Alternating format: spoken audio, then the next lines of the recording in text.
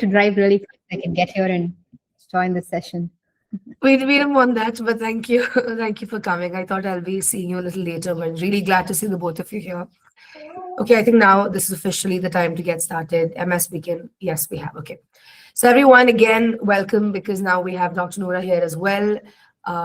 We have been waiting for this day to have a pathfinder with all of you, with Karthik and Dr. Nourah.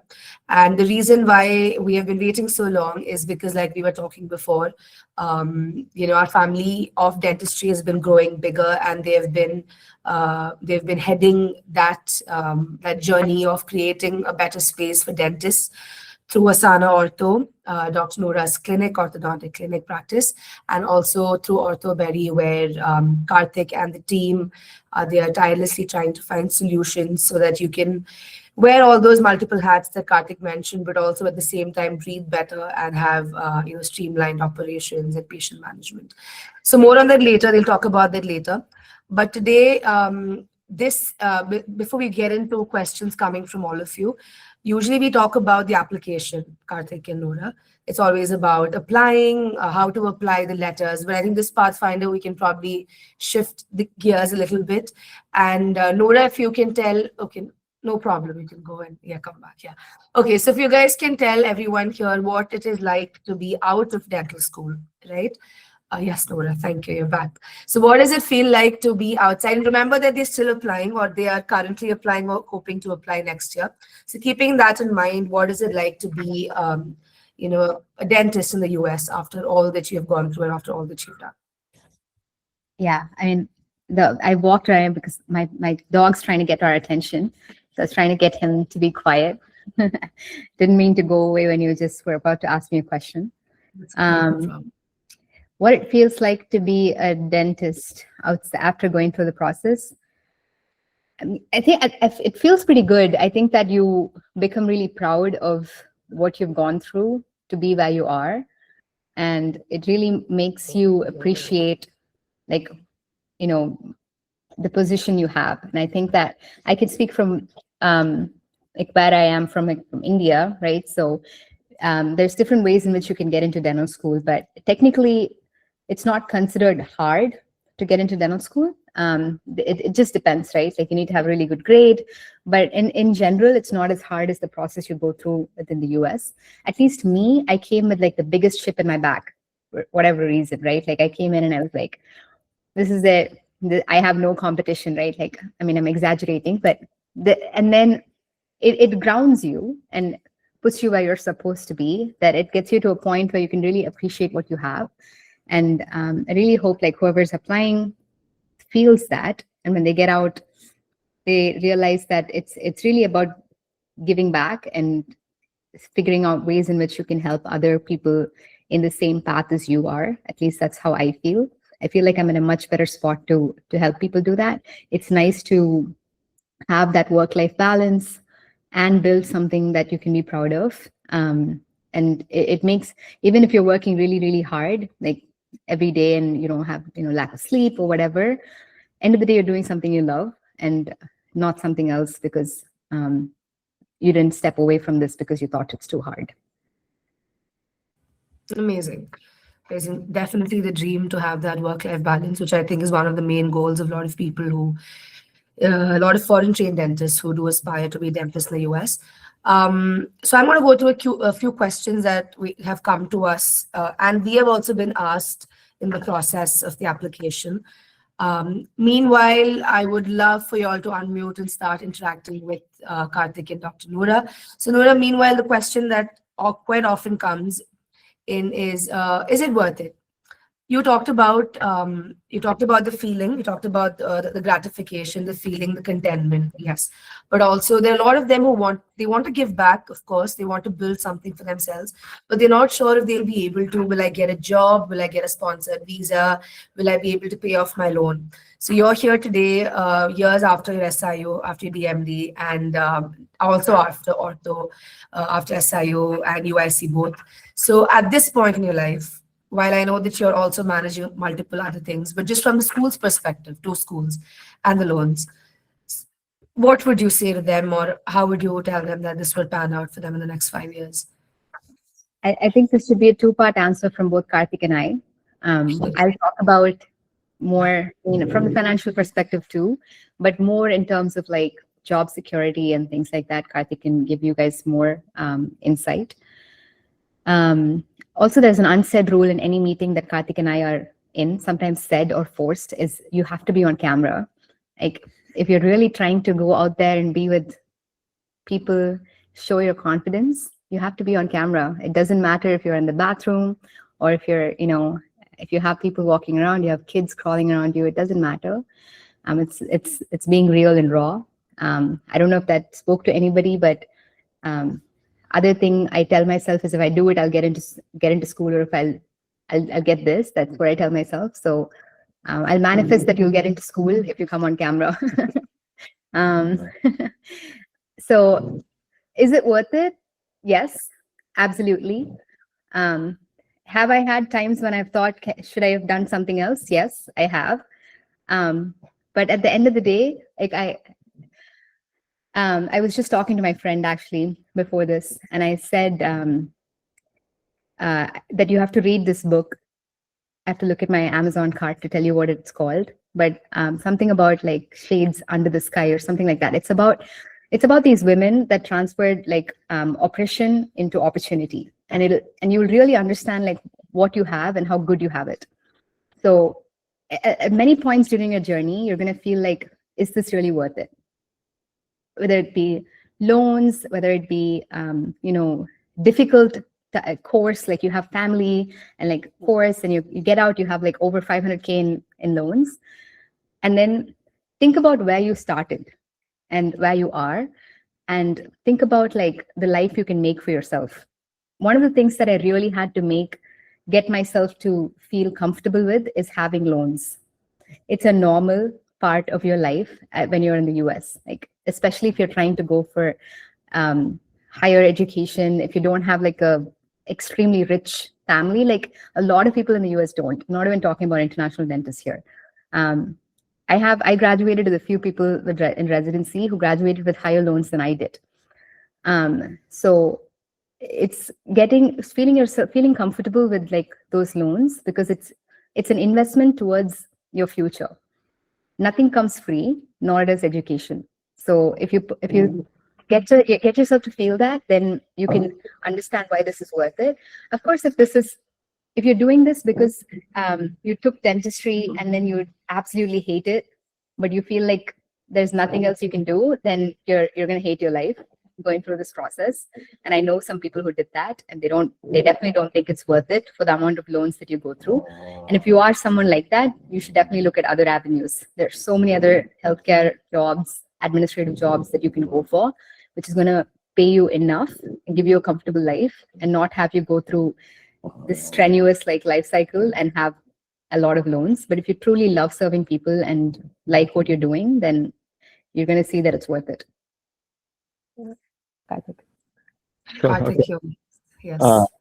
I think, okay, I came prepared for a very different set of questions. However, I'll pivot and I'll answer this question that has been the repeating theme of Caapid Simplified for the last couple of years, right? Is it worth it?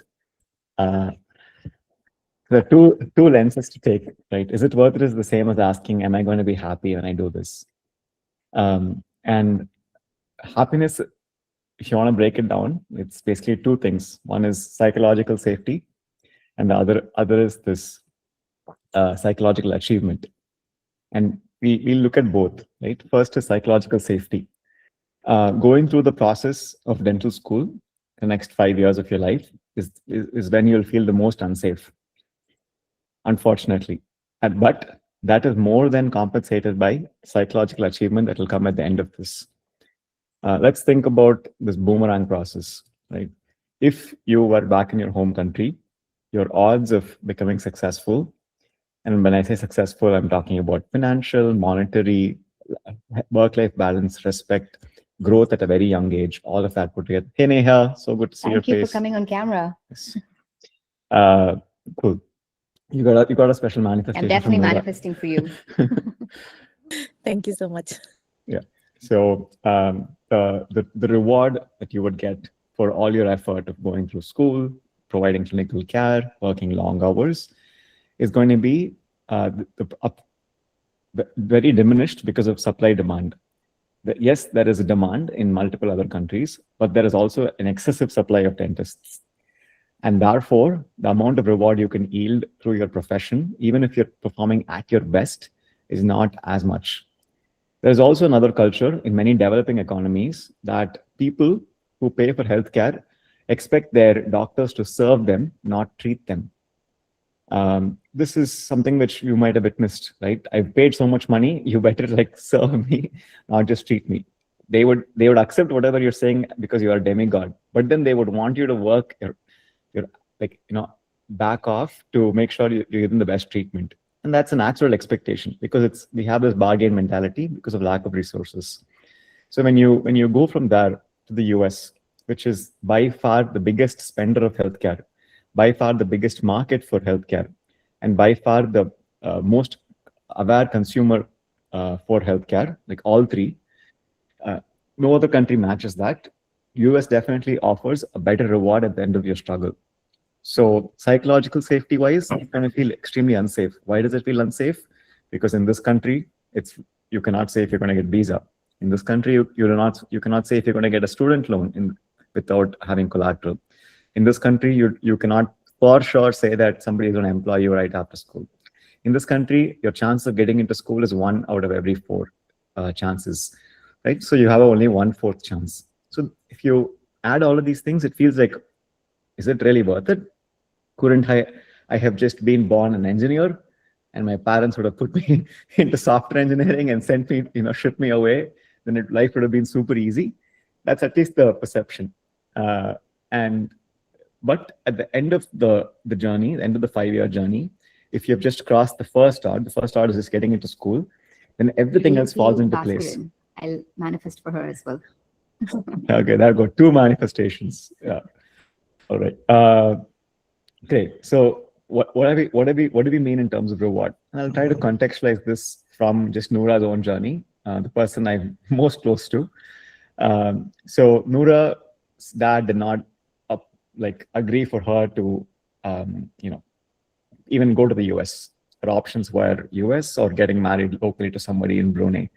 And Nourah refused, so she did not get family support. From the first flight ticket she had to pay, it was from the money she loaned from her friends. And then for somebody, so by the time she got into school, she was already about $20,000 in debt. That's including the flight tickets, that's including the experience she gathered, and that's including the bench test course she took at Stevenson's. So $20,000 in debt even before getting into school, including the application process. Then school begins, 3 years of DDS, add another 300,000. So now she's $320,000 in debt and 3 years of not being employed. After that comes residency. So residency adds another $160,000.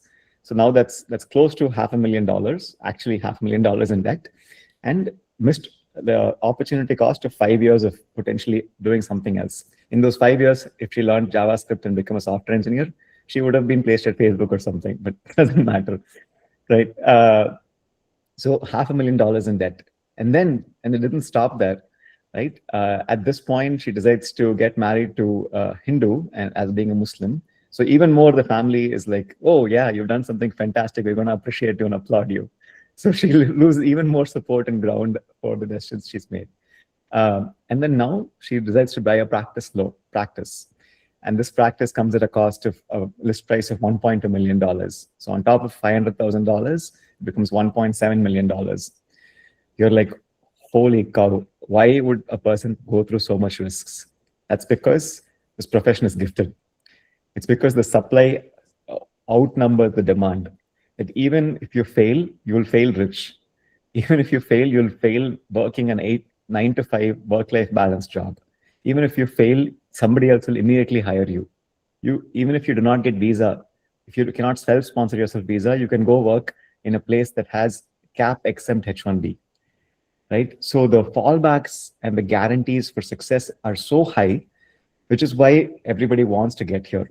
So in this path, it is worth it because the psychological reward clearly compensates for the psychological insecurity it creates during the process. That's my quick answer. So when I said get comfortable with loans, I really meant it.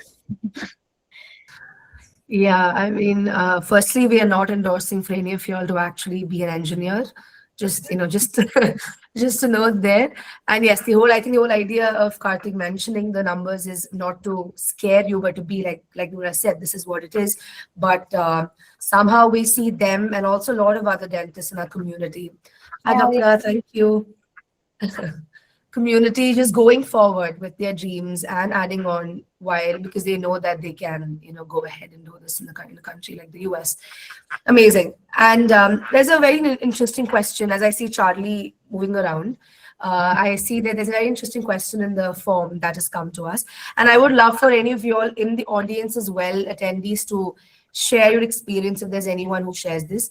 This is not directly applicable to you, I think, Karthik and Nourah, but however, if you've heard from your friends and what you've seen, any insights on how it is for the spouse of the DDS aspirant, Karthik, to relocate to a new place if required, and any stories where both had to stay 2 different places, and especially with family or children or other, factors.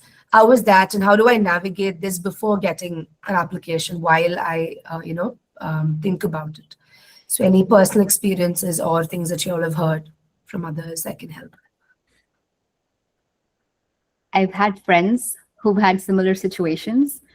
Obviously, with Karthik and I, even though we were not married, we pretty much lived together for a long time. So initially, when I started dental school, the reason why I chose SIU was also Karthik, because he got a job in Chicago and SIU was the closest I could be to him.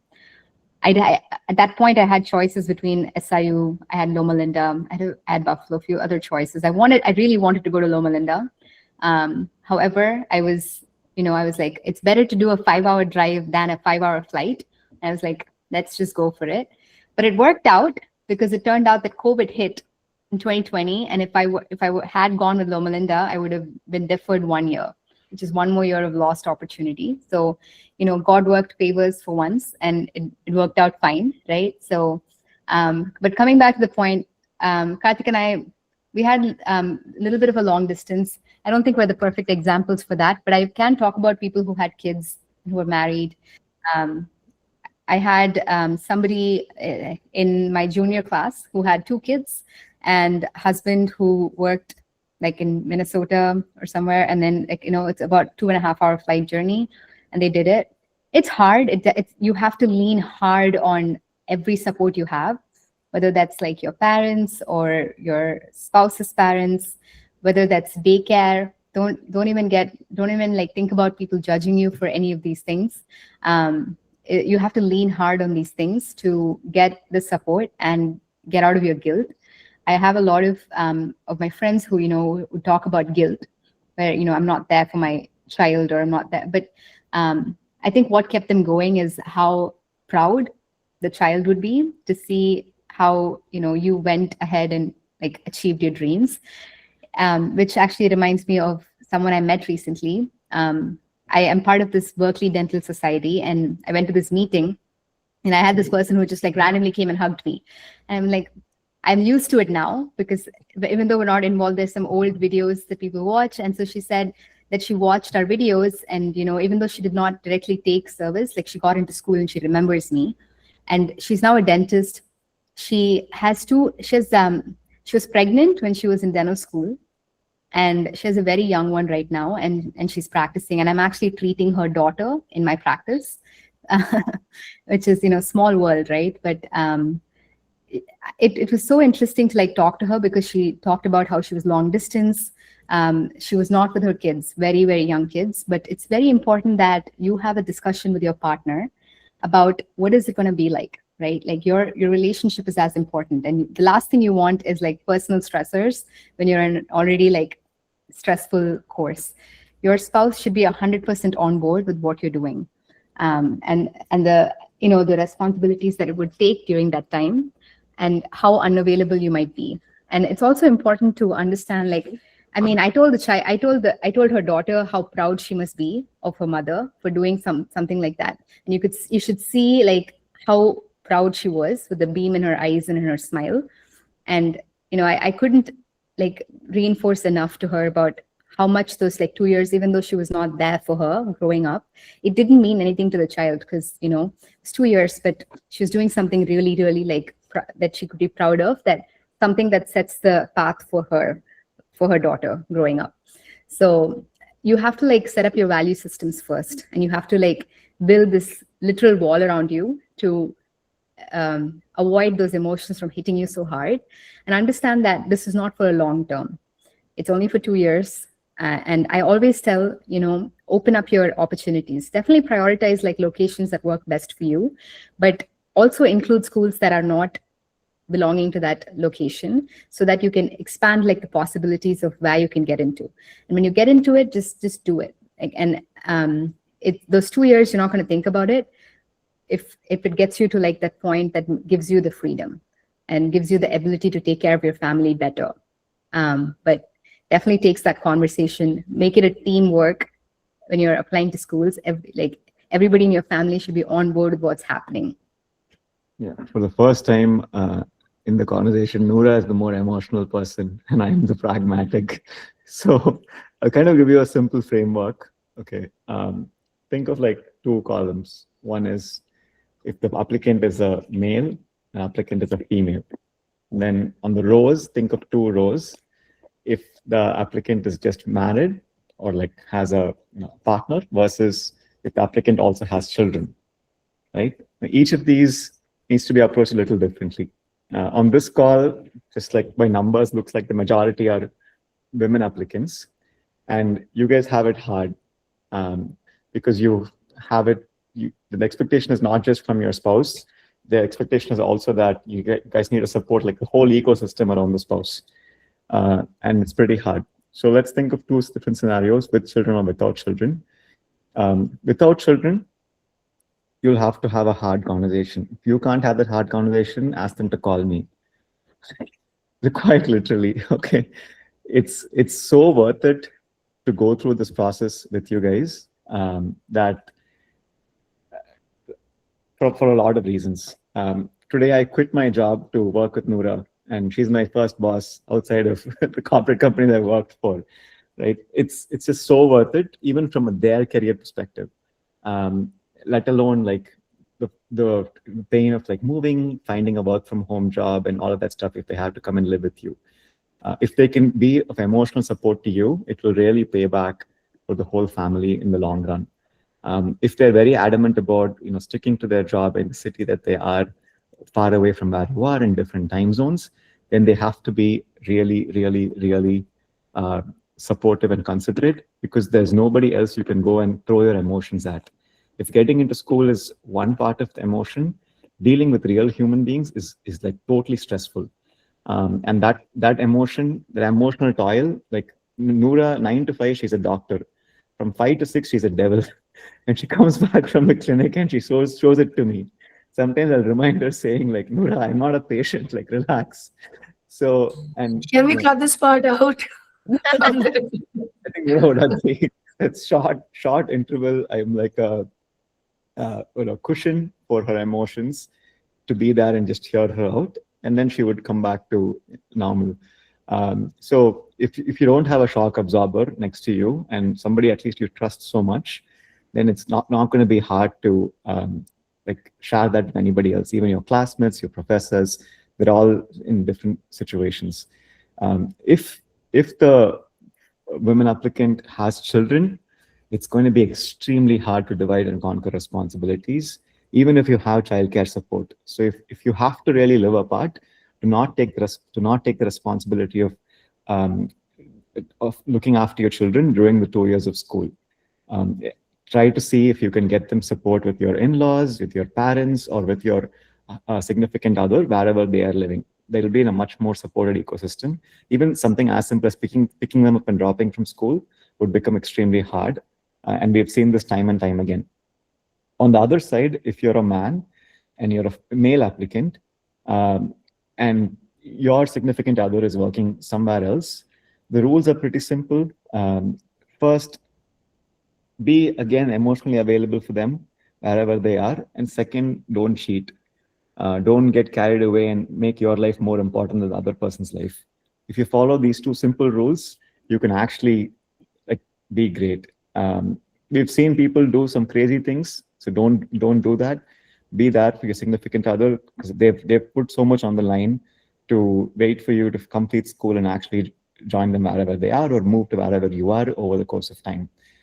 If you're again a male and have children, then definitely same thing. Consider leaving the children with your significant other or your parents or in-laws so that they can take care of them, because it will be super stressful for you to manage your school and manage their school and their life. Especially if the kids are way younger, it's going to be even more harder because there are so many laws and regulations around kids, needing somebody at home all the time, minors being watched around and nothing going without supervision.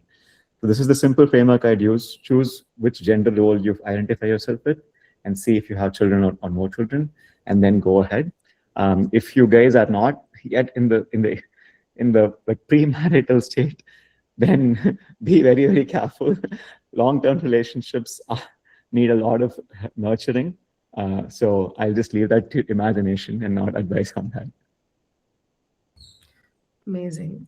Thank you for the matrix. I think that helps. And I think just to add on from our side, from us coaches, when we hear the stories, if there's anyone in this audience, just if you feel like you're the only one doing it, or if there are very few of you all doing it, that's not true. I don't know if that helps. Hi, Dr. Sandeep. Thank you for showing your face. It is a lot of you in the community, and I know that doesn't help you directly, but just to know that do not be guilty of what you're doing, because we know parents who have been pregnant while doing it, delivered the baby, gone for a UCSF interview, then delivered the baby, all of these different permutations and combinations. And y'all are doing your children, I mean, a favor, yes, but also I don't know what these children will grow up to be. Their parents have just done the most impossible thing while they're like a child. There's no way they can slack in the future.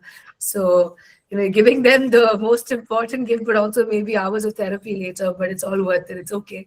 And if there's any of you, a special person who asked the question, who wants to connect with others in the community who are going through the same journey, maybe, or can maybe send us an email and we can try and connect you if they're also comfortable, and that helps. So that we can do. Okay, before we take another question from the form, let's talk to Dr. Patel, Madhuri Patel. Her question is this: I'm on H4 and my husband is on H1B, so I can get full loan for dental school. Can I get a full loan for dental school without cosigner, or do we need a cosigner? And if I get without a cosigner, then how much APR? Is this something that you all can take now? Quick answer is there are two, can you remember? Prodigy and Discover. Prodigy and Empower, which you can do as H4. Any other loans, you're going to have you need to have a permanent resident or a US citizen to be your co-signer to get a loan. It can't be someone on H1B. It has to be someone who has a permanent residency or a green card, and this does not have to be your spouse. So if you have an uncle you're not in touch with, get in touch with them right now. Send them some gifts, some goodies, show them how it can improve their credit score by getting a big, sometimes they just need that education, and show like what kind of a good future you'll have, and they don't have any risks. Once you get a job, you can get them off the hook. You can get the co-signer out, and you can just they can get off the hook. So that's my short answer. And yes, they can cover the full loan if you find a permanent resident or US citizen. APR, heavily dependent on the state of what the feds have set up, and it depends on the credit score that your uncle has. So find an uncle that has a great credit score. Yes, thank you, Nourah. MS, do you remember the name of the other provider we just simply heard? There's also someone else apparently, apart from Empower and Prodigy, that recently we heard about. We can just check in the name and send, maybe shoot an email to all of you.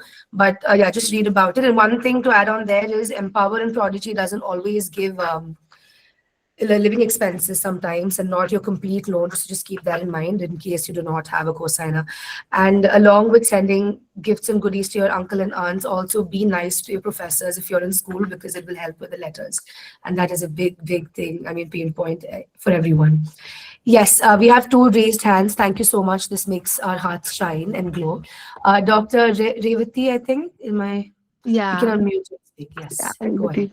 Hi, Dr. Nourah and Karthik. I just have a question. So you guys spoke about, how to handle for the people who are already married and having a kid and how to manage those situations.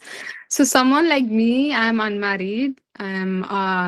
But still I have other issues like, parents giving me some other kind of pressure, like, getting married or, and being a first generation dentist, my parents are not dentists and they do understand at some point, but sometimes it's like, what are you doing? Like, how long it's going to take for you? Why are you sitting there? Those kind of questions pop up and they'll be like, when is the application? When are you getting into the school? There's a lot of questions. And when I tell them, if at all I'm getting this year, I'll be attending the school probably next year, January or whenever. They're like, how long? Like, So is there anything that you want to say for people like us who have just started and not yet married, no kids, no commitments, but still pressure from family? And yeah. Well, you might need to censor this part too, but it just depends on how rogue you want to go. I feel like I just always kept them in the shadows. And they just never knew what was going on with me. Like, obviously, like my story is a little bit different where, they cut off support, right? So they don't know what's going on. I don't have to tell them what's going on. So I always said something like, I was called to speak at a conference, or, that was me. I lied a lot. Okay. But for good reason on my end. So I always said, I have a conference, I need to go for this, or here's what, and you keep buying yourself time, right? If you say that I'm waiting, they're going to think nothing's happening.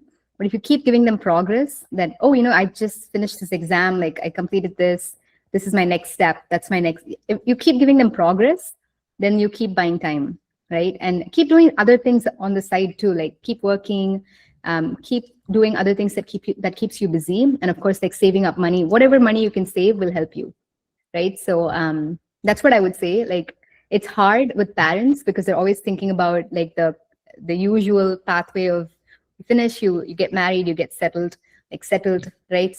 Getting settled is a state of mind, and their state of mind is like you're done. So what's next, right? So think about it. It's very personal and subjective too. Depends on how you are with your parents.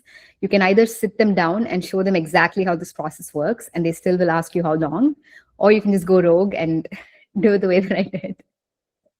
Yeah. Okay. Thank you. I had a slightly different perspective, or rather similar perspective.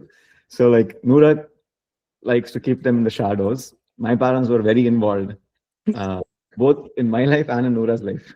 So, and we in India we have this. I'm guessing you're from India, or at least have Indian parents. You can't remove the Indian out of India. So we have this temporal mentality, meaning everything has to come with a time point, right? At 23, you have to have like finished all your education. At 25, you have to have like gotten married. At 26, your biological clock ends, so you should have put some progeny into the world. At like 28, you should have like secured a job, and like by the time you're 30, you're already old. Oh my God. Yeah. Right. So there's this mentality where everything is attached to time because of where we came from. First thing you have to do is see if you can have a conversation that this temporal mindset will not work. And you have to set your timeline, saying that as an international dentist to be successful, my timeline looks a little different. I will be successful, but you need to wait till I'm 32. And realistically, there are so many, like, world is advanced, my biological clock will not stop, and I can plan my own life and work. You should trust me. In fact, if you do not trust me, I can give you so many examples of women who have done this over and over again. The vast majority of international applicants are actually women, not just in Caapid Simplified, even in general. In fact, the vast majority of dentists graduating from school are also women. That's the truth. So if so many people are able to reset their clocks about what you mean by success, That's a conversation only you can provide to your parents. The second thing you should be like potentially challenging them is, hey, if you let me do what I can for the next 3 years, like that timeline, then I you should like challenge them so that it's not going to be possible for you to find that groom that you're looking out for me, because I'll be unaffordable for them. You'll start to have to deal with male ego where the woman is making more than the man. Try to start looking for those candidates and show me the right person, right? You will honestly be more successful than the average Indian engineer or whatever in the US in terms of your work-life balance, in terms of your lifestyle, in terms of your freedom of choice of where you want to be able to work, in terms of your potential income. So you're only going to raise the stakes. So just tell them that, like, give me my chance because I'm really going to be out there. And you just need to be a cushion for me for the next 3 years because timelines here are different. There was a very hard mindset shift that happened for Nourah and I, mostly in the last 3 years, which is like, we are not as old as our birth date. We are as old as our health. Yeah. Right. And we've seen so many examples of like people like, feeling reborn at 30, feeling reborn at like 33, whatever, like, and giving birth at 36, 38, 40. Like even because that's like the biggest sentiment, right? Oh, you'll run out of age. I've come from Isha Yoga. I need to like start like everybody. Okay, I should not diverge from the conversation, but you get the point. You have to set the time clock for them and explain how things work here. And we have so many proof points to prove that over and over again. I'll pause. Let's move to the next person. Thank you. Thank you. As much as your brain, heart, and body can take, go as rogue, like Nourah said, because it will never end. Like the one story that we have heard, a woman dentist, lady dentist in India, has 25 years of settled practice in North India. Great life, 2 children, all of that, married but divorced. The moment she got divorced, questions are coming up that she's not settled in life. Like Karthik said, that is a very subjective thing. She's very well settled, but she had to move to the US because at that point she wanted to, move away from people. So as much as you want to, it's definitely your story. Definitely go ahead and write it yourself. Dr. Pavni, go ahead. Hi, Dr. Nourah. Hi, Dr. Nourah and Karthik. So, So my question is that, would you recommend someone doing DDS and then residency, or just applying for residency? Like, it depends on a lot of factors. To give like a quick answer, you have to kind of evaluate where you stand and what residency you're applying for. If you're trying to go for more competitive residencies like oral surgery, ortho, pediatric dentistry, like some of the high stake ones that the local dentists is highly compete for, if you're trying to go for those, it's good to have a DDS and then apply so that it gives you a better edge. And it also opens up more schools you can apply to. Because when you don't have a DDS, it does cut down your options because there are some schools that require you to have a DDS before you apply to residency. However, if you're going for some of the other residencies that are low-hanging, easy to get, like AGT, easy to get relatively, right? GPR, periodontics. Periodontics is a great profession, by the way. So specialties like that, if we're going for that, you could apply without DDS, but keep in mind that you always want to build your profile to lead to that. So if you decide that you're going to apply to oral medicine and radiology, everything you're doing to get to that should be associated with it. So there should be a story behind like why you're doing this, not just because this is low hanging, right? The other thing to think about is like if you're shooting for ortho or like oral surgery, the big ones, are you already a specialist in that in your home country? Now that could give you a little bit of an advantage because you have that experience. They don't have to like spoon feed you. The reason why these specialties are hard to get is because you kind of jump into it, and they're a little bit like almost ortho is completely different from general dentistry. So it's like pediatric dentistry a little bit because you're getting into more GA, anesthetic procedures for little kids. Like you don't want kids to die on your table. So that's why people, ensure that they look for someone with a lot of experience, or at least they've done a DDS, so that they know that how things are done in the US. So there's a reason why they look for these people. So that's my quick answer. And it really, really depends on who you are and what you're aiming for with residency. Okay, thank you so much. So I am inclined towards endodontics, but the only factor that I'm considering is that even if we do endodontics and we are allowed to practice in some states like Texas, this like when you go out looking for jobs, do they still want a person who has already done DDS and endodontics, or they're fine if you have a license and you're good to go? They don't even ask for your certificates until you're hired. So Okay. people who hire you don't know this. Like, I mean, it depends on where you're going to get hired. Is it a private practice? Is it a corporate? Corporates will take you. Like, they'll be like, I can take you. I'll give you a visa, right? It's a good place to get started. But like I said, they don't ask you for certificates until you're actually hired. And of course, like if you're making up stuff, they're gonna like not let you in. But the DDS doesn't come into play once you've secured yourself. Like when you're applying for jobs, it doesn't really matter as much. Yeah, Right. the most weightage is given to your most recent degree. Think of it like that, more than Right. anything else. Okay. Thank you. You're welcome. Hello, good night. My name is Aliyah and I'm a dental student. And do you have any advice for me? Because to build my profile, to make it stronger, to be a candidate, I do plan to do the boards next year. Yeah, absolutely. So are you planning to apply for a residency? No, I actually plan to do the advanced studying program. Okay, got it. So you're a dental student in your home country right now, and you're trying to apply for the, am I getting it wrong? Right. So I am, like I say, I am currently a dental student. I graduate this year and hopefully I get to do the boards and then I plan to apply for the colleges. Okay, okay. If I'm getting this right, you're not currently in the US, is that right? No, I'm not. Okay, gotcha. Yes. If you're in dental school right now, you're about to graduate, and you're planning to apply to the international program soon, I would just start preparing for the boards. And then also, if you haven't had any shadowing, volunteering experiences in the US, start looking for those opportunities for when you get here to take those exams, so that around that time you can gain those experiences.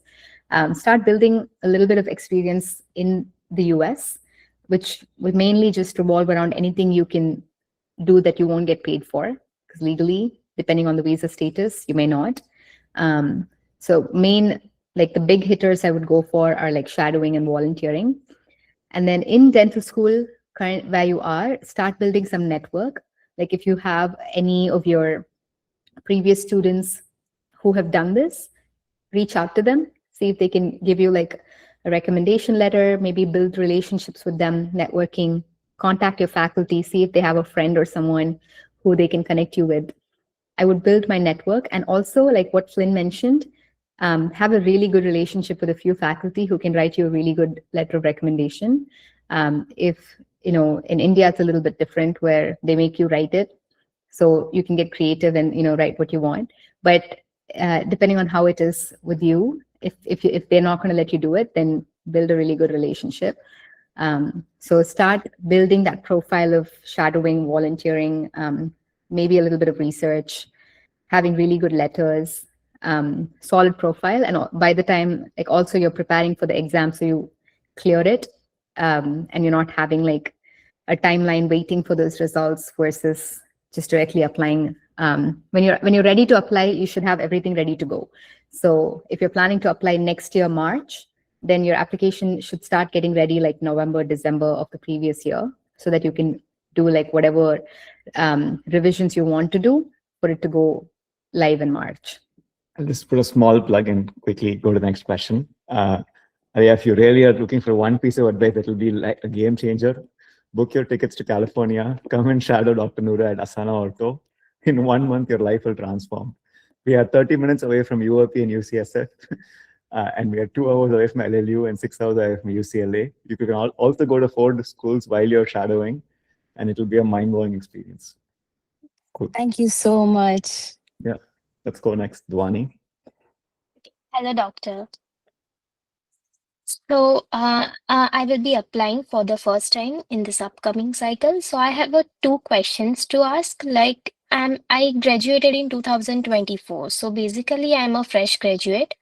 So I really wanted to apply in a residency, mostly in the prosthodontics and other DDS. So first thing I want to make sure is like we can't give our application in DDS and the residency in the same school, right? No, you can. They don't talk to each other. Okay, so we can. Yeah. Okay. So like it doesn't going to be in a negative way. You just don't lie about it. Like you don't have to tell them outright that I applied to your school for both. But if they do ask you for some reason they know about it, you can say, Hmm. yeah, I'm interested in both. You know, my goal is to do DDS and go into prosthodontics, but I also wanted to try my chances with direct residency. But I can bet you 99% that they're not going to know. Okay. And the second thing is like if we do a specialty without doing a DDS, then are we still allowed to practice like a general dentistry? You are. It depends on the specialty that you get into, right? Like for pros, it's kind of very similar to what a general dentist would do. When you do that, you obviously are in a protected environment. When you do that, like you're only allowed to do it in certain states. There's a period, depends on the state that you're going to practice in. The rules are different. But yes, you can practice general dentistry. Okay. So what about like if we become an orthodontist without DDS, then can we still practice? You can still practice general dentistry, but you cannot advertise yourself as an orthodontist. Okay. Like today, if I decide to do general dentistry, I can't put an orthodontist name next to mine because legally that's considered like falsifying with patients. Okay. Yeah. Some people do that. Don't do that. Okay. That's illegal. Yeah. No, and what are your like general advice? Like a fresher like me should I apply to residency or DDS? What will be like wise choice? I think what you're planning to do is wise, applying to both and putting your cards in multiple tables. I think if I had as much knowledge as you did, I probably would have done something like that to give myself better chances. You're able to spread your cards wider. Obviously, it's a little bit more expensive of a process to do it in both. If you know for sure that this is what you want to do, then it does give you, like extended chances of both. Okay. Okay. Thank you so much. You're welcome. I think Mahek's next. Hi everyone. So I have 3 questions. So first, to begin with, I graduated in 24 and I did a preceptorship for 9 months at UCLA. So now my first question is related to that. So as we have 3 letters of recommendation, I asked one from my program director at UCLA where I did my preceptorship. But then I'm not so sure, like, we didn't work that closely because he used to come only like once a week. But as compared to the chief resident, like we work very closely, almost like every day, and she knows me much better. So, what do you think? Should I prefer the letter this time?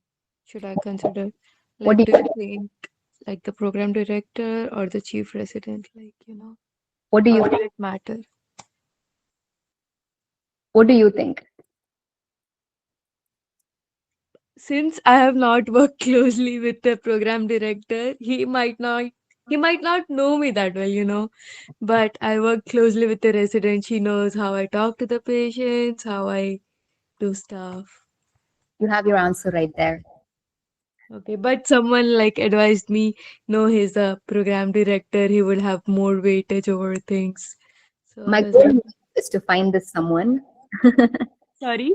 I said my goal in life is to find this someone and clothe them and maybe give them a few punches because it's none of this is based on solid research. This whole application process is subjective, right? So is the happening on our end? I don't think so.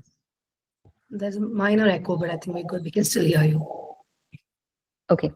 So you have your answer right there, Mahek. So The chief resident is going to write you a letter. And typically, this is an advice that I got, which I thought was really smart, is when you're asking for a letter of recommendation to the US, don't just say, can you write me a letter of recommendation? Ask them, can you write me a favorable letter of recommendation? Those are two separate questions. If you're asking this to a person who does not know you, they're probably going to tell you the truth. They're probably going to say, well, I don't know you as well, or I don't know if I can. That's it. You have your answer right there, right? Like, it's okay to ask somebody, can you write me a favorable letter of recommendation? That's so important. That one term changes their entire question.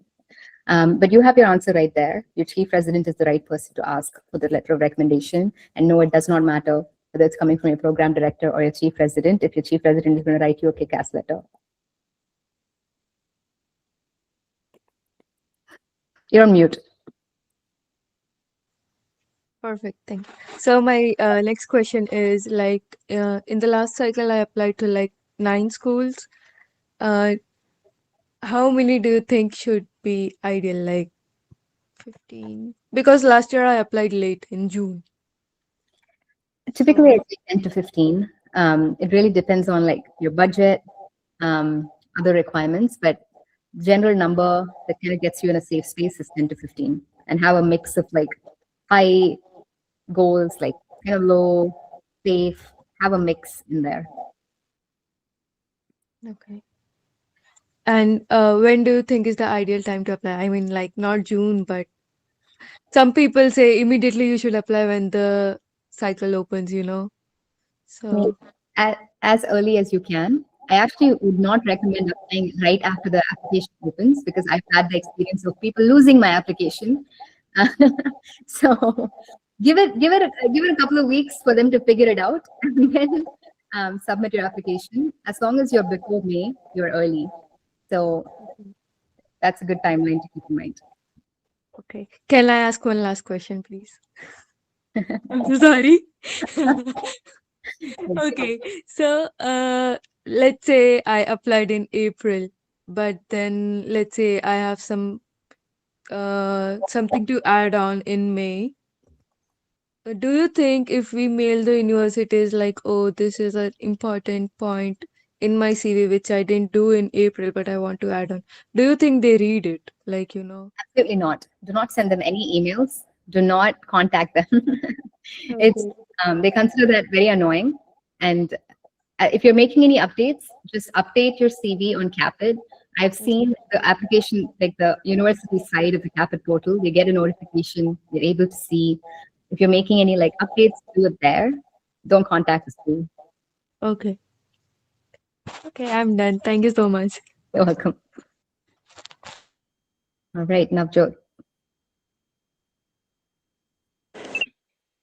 Hi, Dr. Karthik. Hi, Dr. Nourah. Nice to see you guys. So I have a question. Like, I'm working as a dental assistant. I'm in New Jersey right now. So I'm working in a corporation, and when I got hired, they know I'm dentist and my further education I will apply. So they told, oh, we have programs that we scholars, like we sponsor for the higher education. So I want to know, like, in your loop, someone who used this kind of favor, and what will be the consequences? Of course, I have to sign up something to work with them, maybe, but is it good or bad? I don't want to know. How long is the contract? I'm not sure. I don't get much information, but that's all they told me.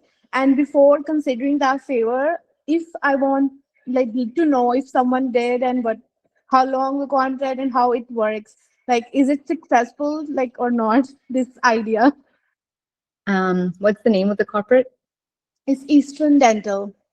Okay. In general, I have a very big rule I follow. Never trust corporate. Okay. Yeah.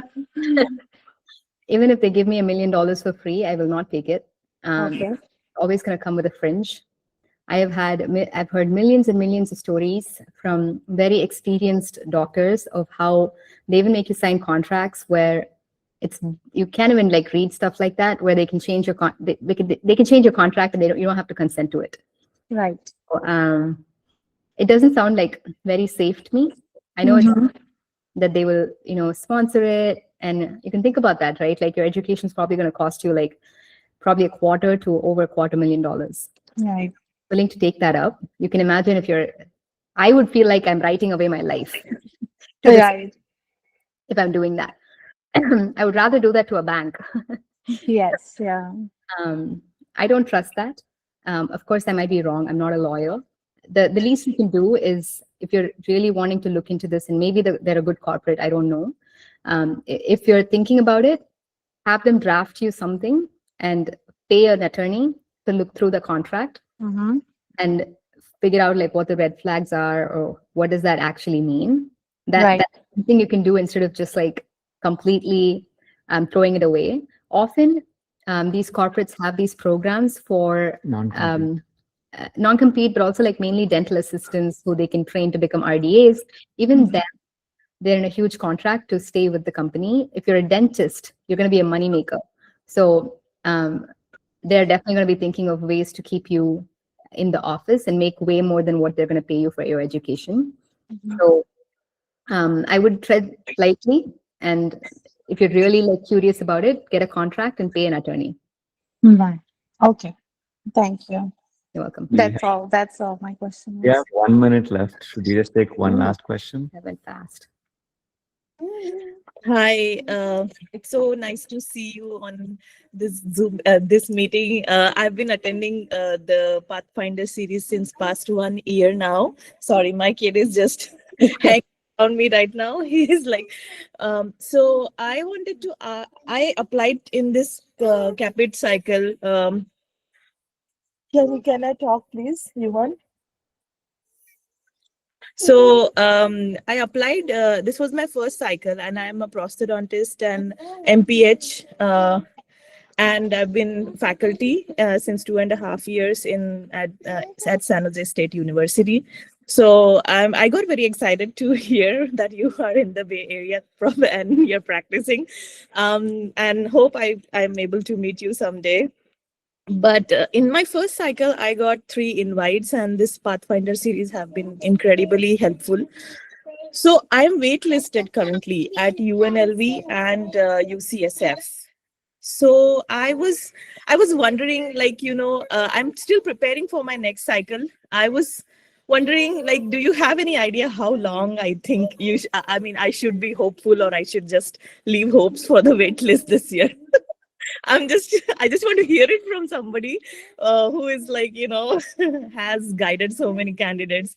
Just, wanted to know, what do you feel about it? Letting go of hope and ignoring it are two different things. I would just ignore the fact that I'm waitlisted and just focus on the next cycle. If it happens, it happens. And there's nothing you can do by thinking about it and I've been in your place, so I understand how hard it is to hope for that email, check every morning, like afternoon, night, like, did I get something? It's hard to control these things because it really depends on if someone turned them down or they couldn't find like any other better candidate, things like that. So I would just focus on the next cycle, like start preparing your application almost like you never got waitlisted. Forget about it. So that's going to give you a lot more mental space to focus on the next one, and just trust the process doing that. Thank you. That makes sense. That makes me feel better a little bit. Thank you. Cool. In the interest of time, should we try to get the other questions offline and try to answer them? Yes, we can definitely do that. Shall we take the last question, Dr. Pauline, since her hand has been raised for a while, and then we'll take the rest offline. Hi. Hi. First of all, nice to meet you both. Beyond location and tuition, applicants are normally asked to research schools before applying, and most of the schools always highlight very similar values like service, research, outreach. So what other factors do you think is like most important when we are always advised to research schools? Because most schools have very similar factors within them. As usual, I'll give you my unhinged opinion, and then Karthik can give you more of a logical one. any school that offers you an international program, they're good. It's your path to enter the school. The moment you get to judge the school is when you have options. And when you have options, you get to like interview them back and see which one's the right fit for you. Otherwise, like you're already a dentist. This is the path, an expensive gate to enter to practice dentistry. If you really want to know what the school is about, the unhinged thing that I would do is stalk the students. Like find people on LinkedIn that are in the school. Like they don't have to be international students. See if they're happy. Are they hanging out with friends? Like are they posting pictures of like hanging out together? How's their life? Or you're not finding anything. They're just sad. Like they don't post anything. Maybe they have like a really difficult life. It depends on what you're looking for in a school. And I started doing this for residency because I wanted to go to a school that has like higher values in terms of who I hang out with, or like who I'm learning and growing with. I personally did not feel like I have the option to do that when I applied to DDS. Of course, like when you have options, definitely like explore and look into it. I personally feel like when you get into a school, decline other interviews. Like that's my opinion. And the reason is you can open up like opportunities for so many other people who might be like waiting for an interview, especially when you get one. But that's just me, right? So, but if you have options, great. Like start looking at people, start looking at where you will live, what's the living expenses like, not just tuition, right? You might have really high tuition, but really low living expenses. That was kind of SIU, was really high tuition, dead cheap living expenses. Living expenses will eat up your life. Like you go to Columbia or something or NYU, and maybe like NYU's tuition is lower than SIU, but my living expenses in New York is going to skyrocket. So those are some things that I would evaluate. I just give the last pragmatic answer. Okay, three solid things you can work off of, right? First is take your budget. How much do you want to put? It's like a lottery ticket. The more tickets you have, the more chances you have to win the lottery. So there are about 32 schools you can apply to. You probably have enough money to apply to 10 or 16 schools. Our recommendation is around 16 schools. So see if you have enough money for that. If you can apply to 16 schools, now you can do process of elimination first. You eliminate based on three things, right? How difficult is the bench? So you kind of know that and your own skill set. Second is, do they have a green card requirement? That's like very clear. And the third one is experience. Some schools only take more experience. Some people are open to freshers. So you can compare yourself against their experience level and use that as a good starting point for eliminating schools. Once you have now a smaller list of schools, you just need to, I just pinned this comment on the chat, but just need to like look at few factors in terms of looking at fit. Schools are looking at mutual fit along with what they are expecting. Okay. And to assess fit, it's not just about them liking you, it's about you liking them. And your assessment to like them should not start from a point of desperation. It's like, and second thing it should not do is, you should not judge a school based on the volume of applicants they have. So a school that has 40 people in their classroom does not give you more chances to get in, because that's where most applicants also apply to. So do not make the mistake of applying based on volume. Make the application based on, do I want to live in this place? When I see those school pictures, do I relate to them? Like Nourah, can I share this? Okay, yeah. Nourah did not want to go to Buffalo because she felt like she was going to mini India. So she wanted to go to some other school, right? So stuff like that. Just look, make a judgment and try to shortlist the school. And then the other 2 points to kind of mention in that chat message is, there is no source of truth from a person. The only source of truth is the admissions committee. Okay. Native knowledge only comes from people who have seen repetitions over and over again, right? So admissions committee is your only source of truth. Do not trust anything else. Not Reddit forums, not individuals lamenting on Facebook, not your best friend who got into school last week. Nothing of that sort, right? The only source of truth is the admissions committee, because exceptions always apply. People make exceptions to get the best talent in. And the last thing you need to remember is, like, divorce is always harder than marriage. What that means is, losing a student is much more expensive for the school than taking the right student in. So they are trying to mitigate risk when they take you in. So you have to position yourself in a way that you are a candidate who's going to be here in the US, who's going to get that, memorable green card, who's going to get that job and going to really add value and credit to the school. So they're like, when they're taking you, they're taking a professional who can treat patients already.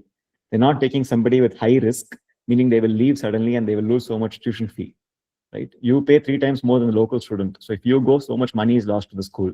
And now that Trump has canceled all the education department, they're running based on the money you pay them. So they're taking a big financial risk on you. So they're desperate for you. With that mindset, you have to position yourself that taking a bet on me is the best bet you would take. You will not lose the tuition fee if you hire me, and you can increase the production you have because the number of patients I can treat at your clinic is much more than the local students. So think of it, right? You're changing the tables. It's not like you are desperate for them; they are desperate for you. So yeah, happy to speak an entire webinar about just school shortlisting. But this is to say that break the conventional myths of shortlisting school based on bullet point lists that people took from ChatGPT and copied from each other's website. Don't take that. That's useless. Okay, cool. Hopefully this was useful. We tried to pack a lot within like 40 minutes of conversation, but it was great to meet you guys after many years. And thank you for coming on camera. I have all the names in my mind to manifest for, and you guys are definitely going to get into school. Thank you, guys. Thank you, Nourah and Karthik. This has been wonderful. A lot of insightful information, matrix, pragmatic ones, emotional ones. We love all of that. Thanks everyone for coming. Good luck for your application. We'll have more pathfinders lined up, and we'll try to bring these two faces more often as well. But come and join, and you can email us if you have any other questions. Any questions to be taken offline, you can contact us, and we'll definitely get back to you and get you connected. Have a good night, everyone. Thank you so much. Thank you, Nourah and Karthik. Hi, Charlie.